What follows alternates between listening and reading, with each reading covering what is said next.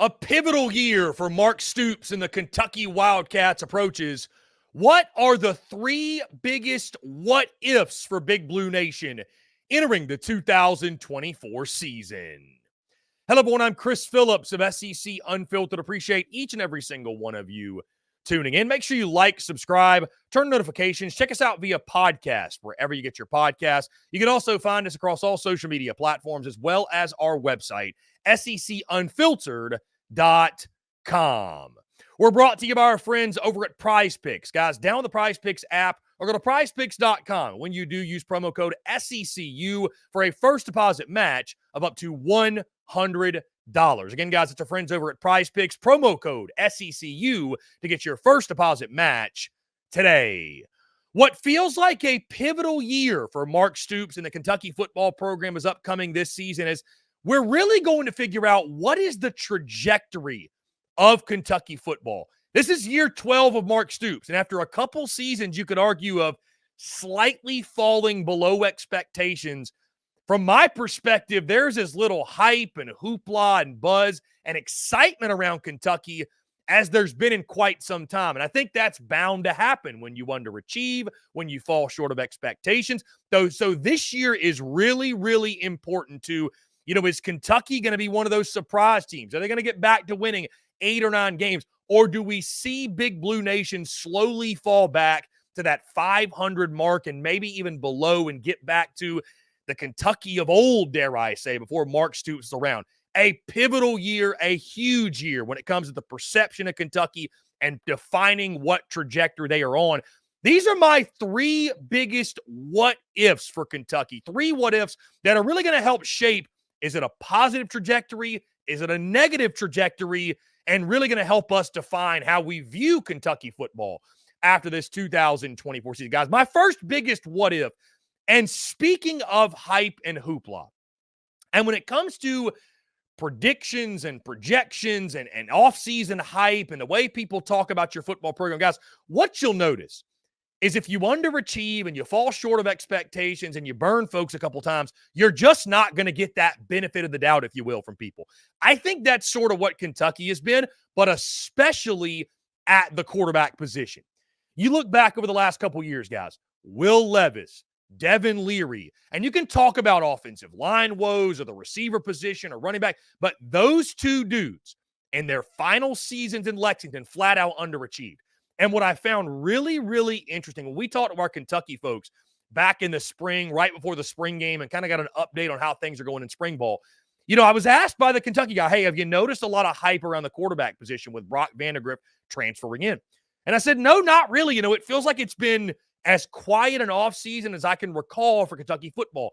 And he mentioned to me, Chris, that's by design. That's on purpose.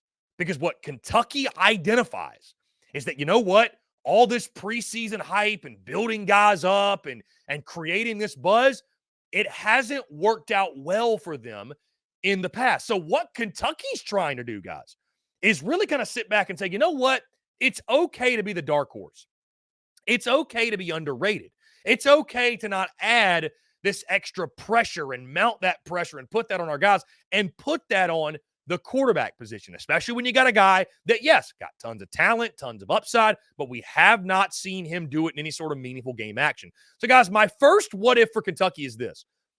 What if a Kentucky quarterback, and of course that quarterback being Brock Vandagriff, but what if a Kentucky quarterback finally over-delivers after being underhyped? What if? Because Kentucky, guys, they've been winning 7 games, 8, kind of falling, quote-unquote, below expectations, and they have not gotten good quarterback play. I mean, that's the reason why they have not been, living up to, I think, this hype that a lot of people created for them. So what if this play actually works? What if it's the best possible thing for Brock Vandagriff? Again, a guy in Brock Vandagriff, tons of talent. He's got the build. The dude's like 6'5", 250. He can run the football as well. We'll see what he does throwing the football. We'll see what he can do in that offense. But what if a Kentucky quarterback, and this being Brock Vandagriff, what if they finally live up to the hype? What if they deliver and maybe over-deliver? It's interesting, guys, how perception and how, how that type of stuff matters. Like when you're talking about positive or negative trajectory, when you put a bunch of hype on somebody and then you fall short, even if you had a good season, if you fall short of that hype, you're looked at as a disappointment. Versus, guys, right now, nobody's talking about Kentucky, and very, very few are talking about Brock Vandagriff. So, just what if a Kentucky quarterback finally over-delivers after being under hype, plays solid football, and what will that mean for Kentucky in this season? Guys, my second what if for Big Blue Nation in 2024, and the thing that has perplexed me most, guys, over the last couple years, is it feels like Kentucky has gotten away from their identity. When I think of Kentucky football, I think Benny Snell, I think ground and pound, I think punch you in the face, I think step on your throat, I think winning, that physicality, the battle at the line of scrimmage, and being the more physical football team. I think of Kentucky, a team that maybe you look at and say, they're probably not as talented as who they're playing, but they are going to impose their will on you in the trenches, and they're going to beat you up to a point where they're going to beat you in a submission, and that's how they're going to win games.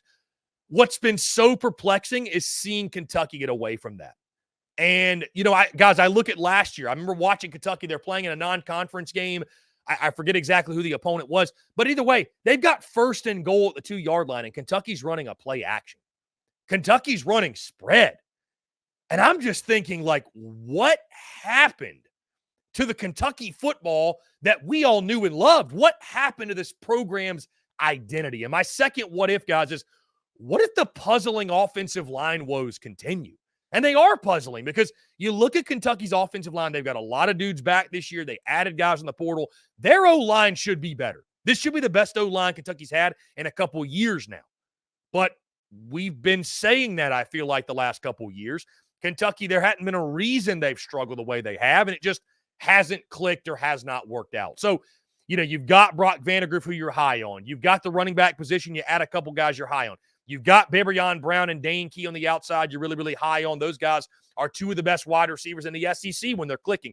None of that matters if Kentucky cannot get back to their identity, which is whipping people's ass in the front seven, whipping people's ass in the line of scrimmage in the run game, protecting their quarterback, being the more physical football team. If Kentucky can't get back to that, if the offensive line woes continue, none of the other stuff really matters. So what if the puzzling offensive line woes continue? What will that mean for this Kentucky team this year? And guys, my third and final what if for Big Blue Nation in the 2024 season, speaking of the line of scrimmage, and Brad White has done an incredible job on that defensive side for the Kentucky Wildcats. I mean, every single year, if there's one thing you can count on, it is Kentucky on the defensive side being salty, giving this football team a chance to win. And we've talked a lot about them. Again, Kentucky's not getting nearly enough hype, especially on the defensive side of the football, guys, because you look at that front seven. I'm not saying it's the best in the SEC, but it's top half of the league at minimum. I mean, at minimum, it might be top 3 or 4 come season's end. What if the front seven is as good as we think it can be? And listen to some of these names, guys.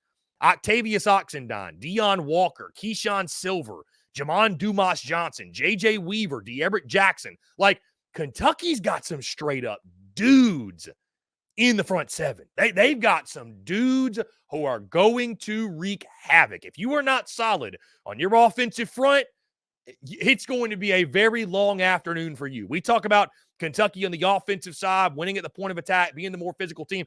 I expect that identity from the defensive side, too.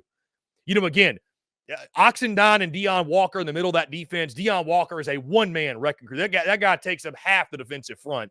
And then Jamon Dumas Johnson, the linebacker coming over from Georgia. I thought he was one of the most underrated pickups in the transfer portal. He was a stud in Athens. I think he'll continue to be that and be a star for that Kentucky defense. So what if, guys, what if the front seven is as good as we think it can be? And if it is, I think that's going to spell really, really big things for that Kentucky defense and this Kentucky football team as well. And I think it's going to help Kentucky potentially be a surprise 8 or 9 win football team. Like, can Kentucky go from, I think most are expecting 6 or 7 wins to, dude, maybe we're talking about Kentucky 2/3 of the way through the season as, hey, this falls this way and this goes right, and maybe Kentucky's on the verge of competing to get in a college football playoff. I know that sounds nuts, but what if? What if the front seven's as good as we think it can be? What if it makes that defense elite? Could spell some big things for the Wildcats this fall. So, guys, my 3 biggest what-ifs for Kentucky football this season. Number 1, what if a Kentucky quarterback finally over-delivers after being underhyped? Number 2, what if the puzzling offensive line woes continue? And number 3, what if the front 7 is as good as we think it can be? Guys, that's going to do it for me. Appreciate each and every single one of you tuning in. Make sure you like, subscribe, turn notifications. Check us out via podcast, wherever you get your podcasts. You can also find us across all social media platforms, as well as our website, SECUnfiltered.com. Until next time, guys, I'm Chris Phillips of SEC Unfiltered. Appreciate each and every single one of you tuning in, and we'll catch you on the other side.